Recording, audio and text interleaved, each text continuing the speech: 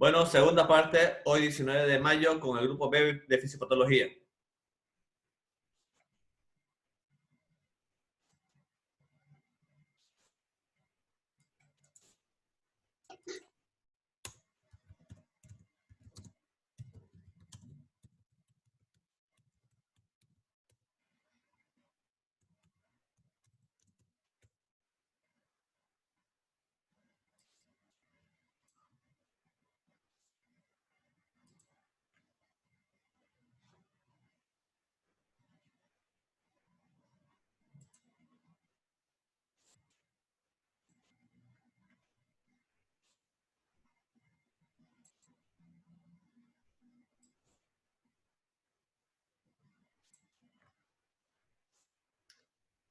Ya, sigamos, jóvenes. Entonces, diverticulitis. ¿A qué se refiere diverticulitis a diferencia de la diverticulosis? Diverticulitis se produce por micro o macro perforaciones de un divertículo, el cual puede ser simple o puede ser complicado. Simple me refiero sin síntomas y complicado con alguna manifestación. Puede ser libre, puede tener abscesos, puede causar peritonitis, una peritonitis generalizada en toda la cavidad abdominal me refiero. Obstrucción, fístulas a otros órganos o sangrado. O sea, en la diverticulitis, ya, sí hay complicaciones que son propias de la zona del tubo digestivo que está afectando o puede afectar a órganos cercanos a este.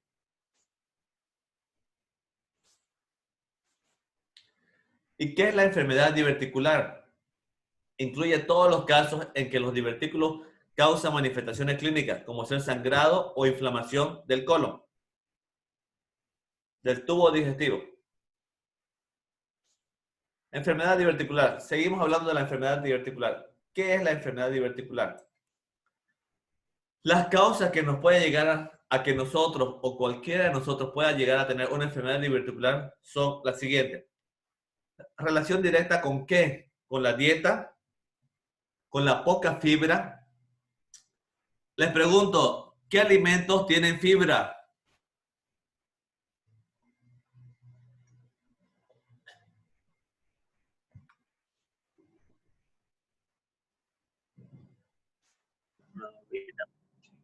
¿Cuál es?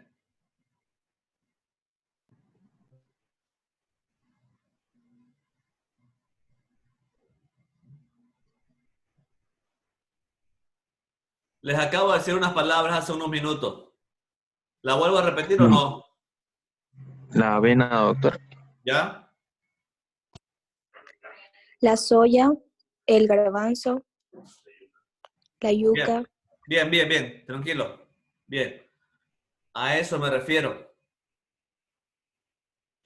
Entonces, relación directa con qué? Con la dieta que tenga poca fibra, con la edad, que sea edad aumentada, paciente de la adulta y tercera edad, consumo de carne, de grasa. Me refiero a que las personas que les gusta mucho comer los gorditos pueden llegar a sufrir de una enfermedad diverticular. Relación inversa con qué? Me refiero a que los que hacen esto no pues, es muy difícil que puedan tener una enfermedad diverticular, como ser que actividad física versus sedentarismo. La persona que está haciendo actividad física siempre va a estar tomando líquido, va a estar tomando agua, o sea, va a tener todo el cuerpo hidratado. A diferencia que el 80% de la población mundial actual en estos momentos que están por la cuarentena, están sedentarios porque lo único que hacemos es estar en casa y estar sentados con las ventanas cerradas, mirando tele, no hacemos nada. A eso se llama sedentarismo. Hay varias personas, obviamente, que algunas veces ya pasan el tiempo de trabajo, llegan los 60 años, 70, se jubilan y se van a la casa y automáticamente no saben qué hacer, ya no están todo el día en la casa, ayudan un poquito a lavar los platos, nada más, pero después se vuelven sedentarios, o sea, ya no salen, se quedan ahí tranquilos leyendo el periódico. El sedentarismo para cualquier persona, independiente de la edad, no es bueno. Obviamente, a una persona adulta de 70 años tampoco le vas a decir, vaya y trote, no. Pero con que vaya a hacer una caminata a la vuelta de la manzana, que vaya a comprar 2 pesos de pan en la tienda de la esquina, por lo menos esa actividad lo va a mantener trabajando, va a hacer que el cuerpo se movilice, va a hacer que se canse y pida líquido, agua. ¿Para qué? Para hidratar toda la parte del tubo digestivo y las heces fecales cuando estén trabajando y cuando estén haciendo todo el recorrido por el intestino. Acuérdense que en el intestino grueso se absorbe casi todo el porcentaje de líquido y muy pocos nutrientes.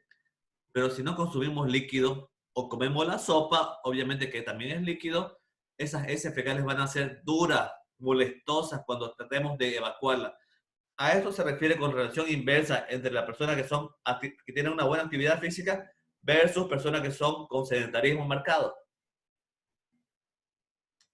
Enfermedad diverticular. ¿Cómo se da? ¿A qué se debe? Tiene una dieta pobre en fibras y residuos.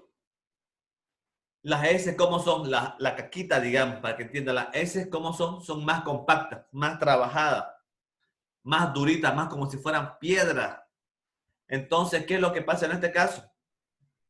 Hay mayor presión para defecar. Cuando hacemos el pujo, nos cuesta más. ¿Por qué? Porque las heces son bien compactas, son duras. A eso se refiere. ¿Y eso qué causa? Cuando hace mayor presión, llega a ser hasta 90 milímetros de mercurio.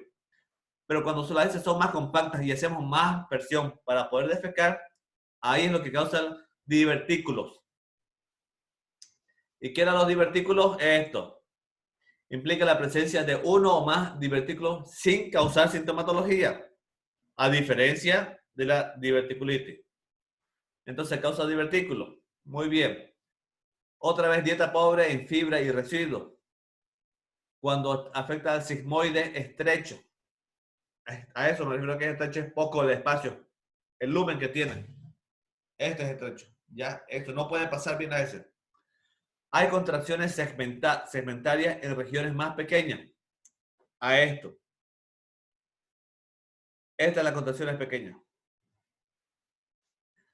Más estrecho que más pequeño el diámetro del tubo digestivo. A eso se refiere. Es como que se está estenosando, podríamos decir. ¿Cuál es en la fisiopatología, en la enfermedad diverticular? ¿A qué se refiere?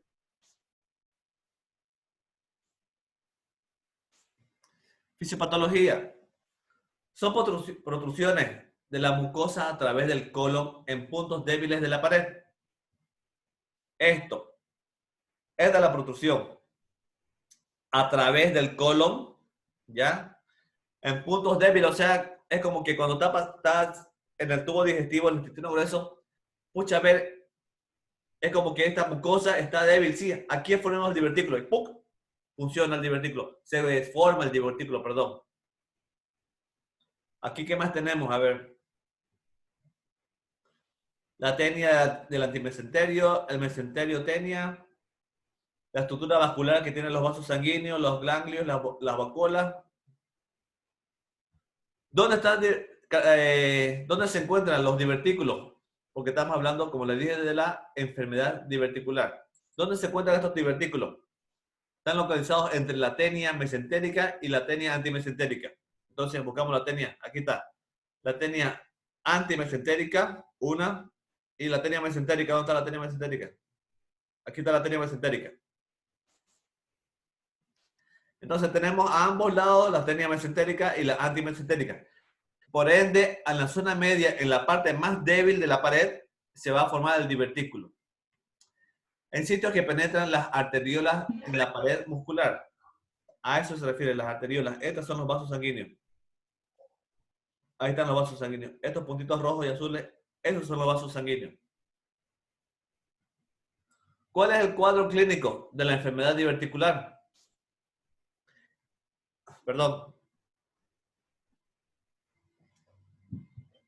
El cuadro clínico de un paciente con una enfermedad diverticular, la mayoría de los pacientes presentan dolor en el cuadrante inferior izquierdo, tipo cólico. Cuadrante inferior izquierdo. O sea, ¿a qué me refiero? Que abarca toda la fosa ilíaca, parte del hipogastrio, parte del hipocondrio y del mesogastrio, porque es un cuadrante. A diferencia del estómago, que se divide en 9, hay varios colegas, hay varios médicos que dividen el estómago en 4 cuadrantes. Cuadrante superior derecho, cuadrante superior izquierdo. Cuadrante inferior derecho, cuadrante inferior izquierdo. Aquí está hablando del cuadrante inferior izquierdo, que son donde más frecuentes se dan las enfermedades diverticulares. ¿Por qué? Porque afecta entonces a la parte del colon descendente o la parte del ilio. A eso se refiere. Es un dolor tipo cólico. El dolor exquisito a la descompresión implica un cierto grado de compromiso peritoneal. ¿A qué se refiere? Como ven en la imagen, cuando uno aprieta el estómago, la cavidad abdominal aprieta y deja con las manos ahí adentro. Aprieta y lo deja las manos ahí. Y le pregunta al paciente, ¿le duele cuando aprieto? No, doctor, tranquilo. Y soltás de golpe esa presión que estaba haciendo y el estómago ¡pum! Vuelve nuevamente. Y el paciente recién se queja de dolor. Y ahí le preguntas nuevamente al paciente, ¿le duele más cuando la aprieto o cuando suelto la mano? Me duele cuando suelta, doctor. Entonces, cuando suelta, ya hay un cuadro de compromiso peritoneal, o sea que ya ese proceso se está infectando y está afectando a todos los órganos que están junto a donde se dio el foco inicial. Un cierto grado de peritoneal. O sea, puede ser que se complique con una peritonitis si no se trata a tiempo. La fiebre y la leucocitosis son hallazgos importantes pero inespecíficos. ¿Qué significa leucocitosis?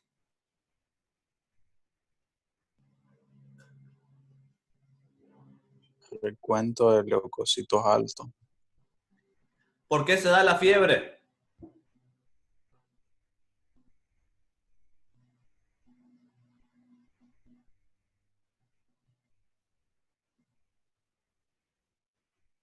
¿Por qué creen que aparece fiebre? Por una infección. Vos, exactamente. Vos, Juan Carlos, respondiste a las dos preguntas en una. Cuando hay leucocitosis, significa que hay un proceso infeccioso. Si hay infección, ¿cuál es el mecanismo de respuesta? La fiebre. Así que es claro, por eso le digo, no hay donde perderse o mucho no saber por qué se dan las cosas. Aquí dice, miren, la fiebre y la leucocitosis son hallazgos importantes, pero son inespecíficos. ¿Inespecíficos a qué se refiere en específico? Que ya solamente esa fiebre y la leucocitosis me va a decir que hay un proceso infeccioso. Nosotros tenemos que averiguar dónde. ¿Cómo averiguamos dónde? Por la anamnesia que le hacemos al paciente, por las preguntas que le hacemos y por la imagen que se ve ahí, por la palpación, el examen físico. Eso es lo que nos va a ayudar a corroborar el otro porcentaje que tenemos de sospecha. Desde la clase número 1 que pasábamos en la universidad, cuando hablábamos de sepsis, yo les explicaba bien. Hay fiebre. ¿Qué significa la fiebre? Respuesta a una infección. Cuando hacen laboratorio, ¿qué van a ver? Leucocitosis. ¿Por qué? Porque los glóbulos blancos son la primera línea de defensa que aparece ante un proceso infeccioso. Así que eso no se olviden. Es solamente como que aquí podemos decir que es simple matemática, porque siempre va a ser lo mismo. Proceso infeccioso, glóbulos altos blancos, igual fiebre. ¿Cuáles son las herramientas diagnósticas que nos ayudan a corroborar que nosotros tenemos el diagnóstico de una enfermedad diverticular? Una cosa que les voy a decir, que el diagnóstico no lo da el laboratorio. El diagnóstico no nos da la tomografía, la ecografía, no. El diagnóstico lo dan ustedes por la anamnesis que hacen, por el cuadro clínico que tienen, por la historia clínica que realizan. A eso les da el diagnóstico. Eso es lo que le da el diagnóstico. Listo, sí, usted tiene esto. El laboratorio, los estudios imagenológicos, ¿qué es lo que hace? Confirma lo que ustedes sospecharon. Porque si un paciente tiene un golpe en la cabeza y está sangrando, no va a esperar hasta hacer una tomografía para decir traumatismo craneoencefálico. Voy a hacer el diagnóstico, traumatismo craneoencefálico. Lo internas al paciente. Después, a las 2 o 3 horas, le haces la tomografía. O ese rato, si tenés disponible un tomógrafo, le haces la tomografía. Y vas a ver que sí hay un traumatismo craneoencefálico, pero hay un hematoma subdural. Entonces ya haces una evolución en tu historia clínica y pones, lo internaste al paciente a las 9 de la mañana. La tomografía se le hiciste a las 10. El resultado de la tomografía salió a las 11. Entonces vos a las 11 de la mañana pones posterior al estudio de la tomografía, se confirma el traumatismo de craneoencefálico y, ahí lo aumenta aquí, hematoma subdural. Pero ustedes ya nos dan el diagnóstico. Es lo mismo que hace aquí en la enfermedad diverticular. ¿Cuáles son las pruebas, los estudios que solicitamos ante un paciente con enfermedad diverticular?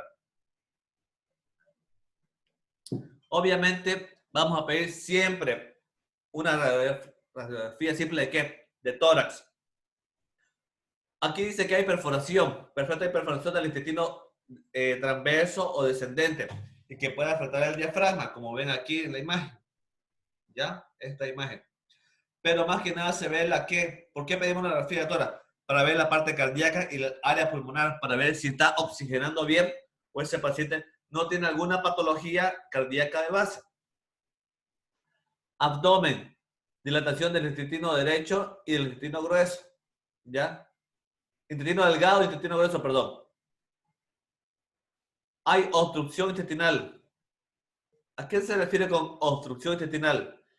Que las heces fecales están estancadas en una parte del intestino grueso. ¿En qué parte dirán ustedes?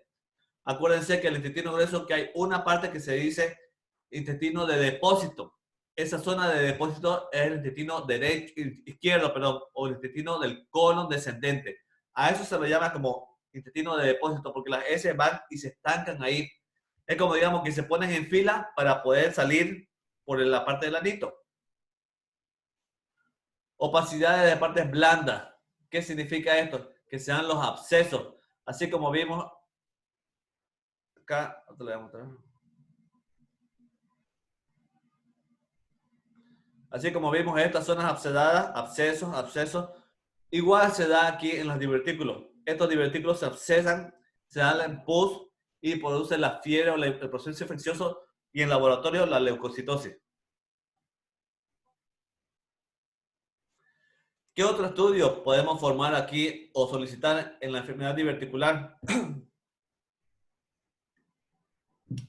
El enema variado y colonoscopía. Contraindicados en fase aguda de diverticulitis, perdón.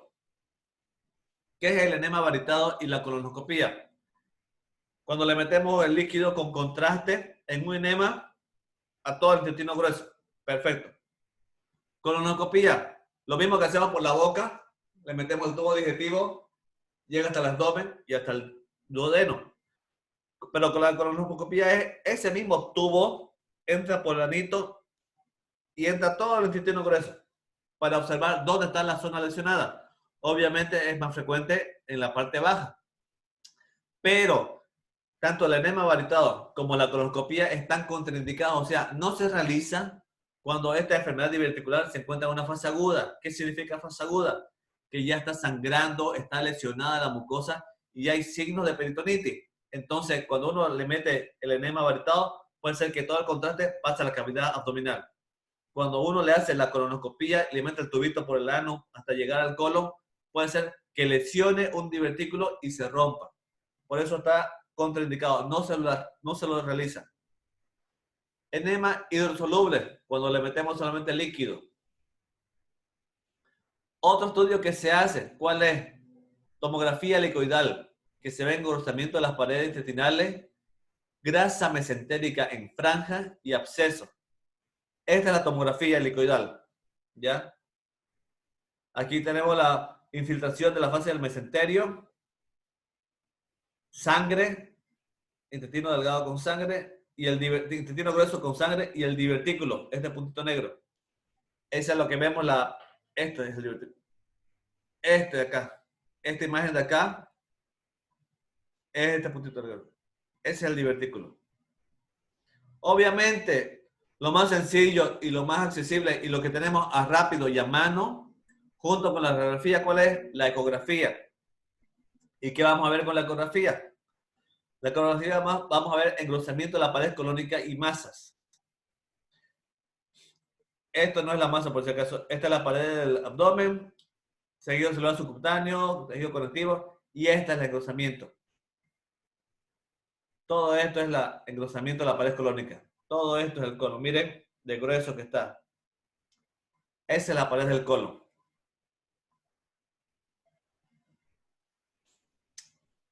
¿Qué vemos ahora?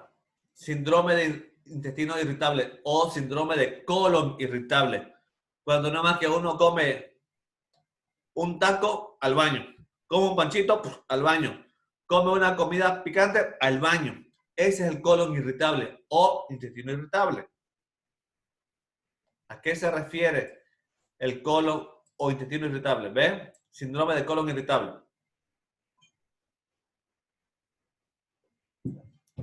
El síndrome del intestino irritable es una enfermedad digestiva crónica funcional de origen desconocido que afecta de manera desigual, no es igual aquí que acá, de manera desigual ya a un amplio porcentaje de la población. Por eso le refiero que no es igual que aquí que allá. No es igual que en La Paz o en Santa Cruz o que en Chile o que en Estados Unidos o que en Italia versus Bolivia. No, es independiente. No es igual en ambas naciones. ¿Por qué? Porque tanto el estilo de vida, los antecedentes familiares y las costumbres que tienen son muy diferentes de un lugar a otro. ¿Cómo está caracterizada esta enfermedad de síndrome de colon irritable? Se encuentra caracterizado ¿por qué? Por alteraciones de los hábitos intestinales, dolor abdominal en ausencia de anormalidades estructurales detectables. ¿Qué significa eso? Que cuando un paciente viene y yo le hago el examen físico y le palpo, ¿ya? Le palpo, hay dolor, pero no se siente ninguna masa. Es como cuando le parto la parte de aquí del hipocondrio derecho y la parte del epigastrio porque tiene problemas hepáticos, le palpo, sí, se siente una masa, perfecto. Parece que su hígado está aumentado de tamaño. Le hacemos ecografía y cabalmente vemos que el hígado sí está aumentado de tamaño. Pero aquí en la colon irritable, cuando le palpo la parte del colon ascendente, colon transverso o colon descendente, palpo, hay dolor, pero no se siente ninguna masa. A eso se refiere.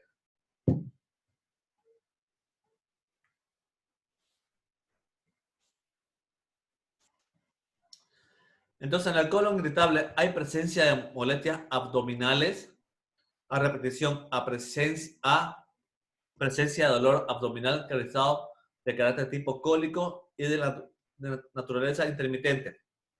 ¿A qué se refiere con todo esto que le acabo de decir? Que este paciente que acude a su consulta viene por dolor abdominal. Esa es la causa. Y uno le pregunta, ¿cómo le duele? Para ver la aparición. ¿Cómo le duele? ¿Cómo es su dolor? El doctor me aprieta, me quiere apretar todo el intestino. Ya, todo el estómago. Nunca te dice el intestino. Me aprieta el estómago, así me aprieta. Ya, es un dolor opresivo tipo cólico, ya. Entonces, seguimos hablando. Le voy a dar su laboratorio. El paciente vuelve para esperar el laboratorio. Ya, señor, le voy a poner una inyección calmante, le dice. Doctor, ya me pasó, me dice. ¿Qué? Sí, ya me pasó, doctor. Bueno, entonces tome su tableta nomás tranquilo y váyase y vuelva. Vuelva con el resultado del laboratorio. A eso me refiero cuando dice que el dolor es intermitente. Aprieta un dolor fuertísimo, cólico, horrible, automáticamente, ¡pum!, desaparece, se va solito. Estás comiendo tranquilo, te vas y te echas a la cama, te dormís y despertás con el dolor. A ese se refiere dolor intermitente. Los dolores suelen afectar a la porción inferior del abdomen. ¿A qué me refiero con porción inferior? Fosas ilíacas y el hipogastrio. Aunque tanto la ubicación como su intensidad son variables, incluso en un mismo individuo. ¿A qué se refiere con su ubicación? Que puede ser que el dolor sea a nivel de colon ascendente, colon transverso o colon descendente.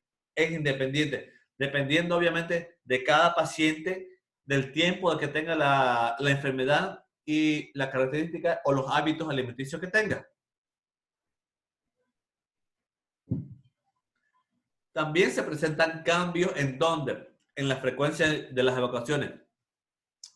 Puede ser que este paciente vaya al baño más de 3 veces al día, o puede ser que este paciente solamente vaya una vez al día, nada más. A eso se refiere con cambios en la frecuencia de la evacuación intestinal y en la consistencia de las heces. Puede ser que ese paciente que hace deposiciones líquidas solamente, o el otro paciente haga deposiciones pastosas, o este paciente haga deposiciones duras, consolidadas. Esto se refiere a traducido por la presencia de diarrea crónica o recurrente. Cuando hablamos de diarrea, Acuérdense que era diarrea aguda, crónica y recurrente. Aguda, menor de 2 semanas, crónica de 2 a 4 semanas, recurrente, que son de más de 4 semanas. Entonces, traducido por la presencia de diarrea crónica, recurrente, estreñimiento, como le dije, la frecuencia de las evacuaciones intestinales es irregular. Puede ser que hagas más de 3 veces al día o solamente una vez. Entonces, estreñimiento o ambos, ocurriendo de forma alternante. Puede ser que, como le dije, haga un día 3 veces, al día siguiente hagas 3 veces, al día siguiente, al tercer día solamente hagas una vez, al cuarto día no hagas, al quinto día tampoco haces, y al sexto día, sin tomar ningún medicamento, haces 2, 3, 4, 5, 6 veces. A eso me refiero, que es irregular la frecuencia de las deposiciones que este tiene. Es irregular la consistencia de la materia fecal. Es todo totalmente irregular, una enfermedad que no tiene no es matemática pura. Veamos los dolores y la forma irregular que se da en las deposiciones y el dolor. ¿Cuál es la etiología de la enfermedad de Crohn o la enfermedad aguda? Perdón, no es la enfermedad de Crohn, es la enfermedad de síndrome de colon irritable. Etiología del colon irritable. Los cambios en la motilidad del colon y causas inmunológicas se han discutido de que hay una sospecha o un alto índice de que fueran las posibles causas. La ultrasensibilidad del intestino es un hallazgo mayor en un paciente con síndrome de intestino irritable o síndrome de colon irritable. 25% de los pacientes desarrollan los síntomas después de una enteritis pasada. ¿Qué significa enteritis? Una enfermedad diarreica, lo que conocemos con el nombre de gastroenterocolitis aguda. Parcialmente después de haber tomado antibióticos, obviamente. En estos casos, una reacción inmune prolongada se discute actualmente como un patógeno. O sea que la causa, la salmonela o el rotavirus o el adenovirus o el clostridio que me causó la enteritis o la gastroenterocolitis puede haber sido la causa de que ahora me produzca una enfermedad de colon irritable. A eso se refiere esta parte. Otra es cuál. Como vemos aquí en el intestino, vemos que todos estos clostridios han producido la enteritis. Tomé antibióticos, me curé, pero ahora estoy con una enfermedad de colon irritable que todo lo que como me hace mal y me manda al baño. El papel de la microbiota intestinal y sus alteraciones está cobrando gran importancia en los últimos años, así como es posible papel que puedan desempeñar algunos probióticos en su tratamiento y control. ¿A qué se refiere con los probióticos? Los probióticos son medicamentos o son soluciones que vienen en polvo, en tabletas, en cápsulas, en jarabe, que vienen que tienen bacterias patógenas que no son dañinas para nosotros, para las personas, y que tienen protectores intestinales que hacen que la mucosa del colon o del estómago que se encuentra irritada o recién carpida, digamos, con las vellosidades, haga que cure y proteja toda esa zona afectada y hace que las vellosidades que teníamos que se perdieron o todas las lesiones o el endotelio que estaba irritado otra vez se vuelvan a formar o las vellosidades empiecen a crecer nuevamente. A eso se refiere con los probióticos. Y sospechan que algunos probióticos, como le dije, que son patógenos, que es lo que tomamos, sea también desencadenante de la enfermedad del colon irritable. ¿Cuáles son los factores que desencadenan también el colon irritable o el síndrome de intestino irritable? Uno es el estrés, la ansiedad emocional y la depresión. O sea, estás estresado, puedes tener la enfermedad del colon irritable. Estás depresivo, puedes tener la enfermedad de colon irritable. Estás con una ansiedad de no sabes qué hacer, te puede producir el colon irritable. O en algunas personas ya vas a ir a entrar al examen, faltan 5 minutos y te viene ganas de orinar o ganas de entrar al baño a tener deposiciones. otra enfermedad o causa de colon irritable. Pacientes que tienen hipersensibilidad al gluten pueden producir la enfermedad del intestino irritable o del colon irritable, como ser que, obviamente, el gluten, el trigo, el centeno, levadura, leche o grasas. ¿Cuál es la clasificación de colon irritable? Diarrea predominante, síndrome de colon irritable, estreñimiento predominante, también síndrome de intestino irritable o colon irritable, y patrón mixto o alternante, síndrome de intestino irritable, la A significa de alternante. ¿Cuál es la fisiopatología del síndrome de intestino irritable o de colon irritable? Hay varios factores que pueden producir o desencadenar la causa de un colon irritable, como ser cuáles: la motilidad normal o la hipersensibilidad visceral. ¿A qué se refiere eso? Que la motilidad del colon, cuando hace esto, las contracciones, o la hipersensibilidad a la mucosa del colon, ya esté alterada. En una paciente puede estar más frecuente, o la mucosa puede estar que no tenga mucha protección, así que todo el alimento o todo el quimo o el bolo alimenticio que se encuentra acá tiende a evacuarse. Dependiendo, como les dije, en alguna persona es frecuente las diarreas o en otras personas se llegan a estreñir. Hay inflamación de bajo grado y el estrés, lo que hablábamos hace un momento, que puede ser estrés por depresión o por ansiedad.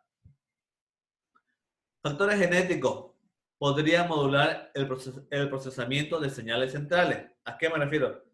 Que factores genéticos que, como ser una enfermedad hereditaria o familiar que me la esté pasando, ¿ya? Entonces, si mi papá tuvo la enfermedad de colon irritable, puede ser que por los genes yo la pueda tener, y por las señales centrales, por nervios, va, como es la parte del sacro, los nervios del sacro son los que inhiben toda la parte de la colon descendente, y puede ser que estén alterados, lo que nos produzca las diarreas.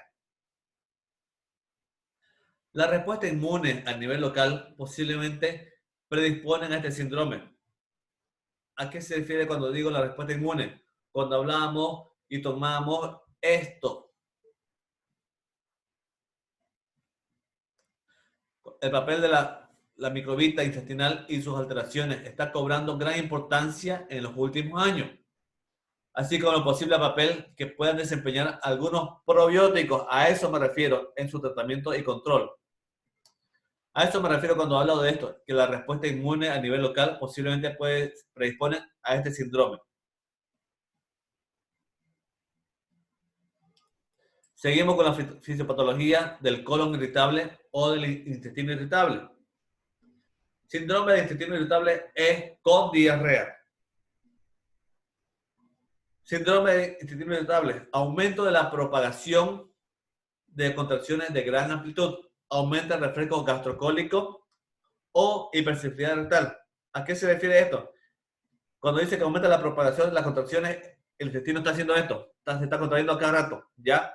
Aumenta el reflejo gastrocólico, que ni bien como empieza a trabajar y empieza a haber una leve molestia estomacal. Entonces hay diarrea. Cuando hay un síndrome de intestino irritable con constipación, ¿a qué se refiere?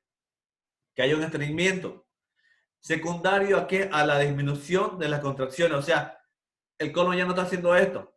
Hace poquito y en otra zona del colon está nada casi. Como dice ahí, secundaria a disminución de la contracción por segmento, no propulsiva. O sea que cuando no estamos contrayendo, no estamos eliminando la S, se está estancando. Como dijimos, en el colon descendente es también llamado de depósito. Entonces, no propulsiva de las contracciones de gran amplitud o disminución de la sensibilidad rectal. O sea que la parte del anito no llega en las S y no tiene la sensibilidad de querer ir al baño y dilatarse para que salgan las deposiciones. Disfunción anatómica, disfunción simpática adrenérgica, ¿asociada a qué? A diarrea, alteración del vago o estreñimiento. Cuando decíamos alteración del vago, ¿por qué? Porque el nervio vago inerva todo el tubo digestivo hasta la primera mitad. La segunda mitad para adelante está dado por los nervios sacros.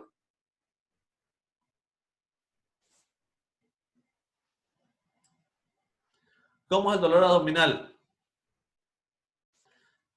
El dolor abdominal en el hipogastrio se da un 25% del lado derecho. Hipogastrio 25%. Lado derecho 20%. Lado izquierdo 25%. En el epigastrio un 10%. Con episodios y tipos de retorcijón. ¿Cómo es retorcijón? Como que usted siente que le está dando vueltas a algo ahí en el estómago. No es opresivo. Siente como un ruido que están queriendo doblar algo. Ese es el dolor tipo retorcijón. Aparece casi siempre durante las horas de vigilia, cuando estamos despiertos me refiero. Pero en enfermos más graves suelen despertarse repentinamente durante la noche. Terminamos de cenar, vamos a ver la tele, nos echamos a dormir, a las 2, 3 de la mañana despertamos al baño. A eso me refiero con que son episodios que son irregulares. En algunos aparecen en el momento de vigilia cuando estamos despiertos, pero otras personas de durmiendo los levantan para ir al baño. O por el dolor que tiene.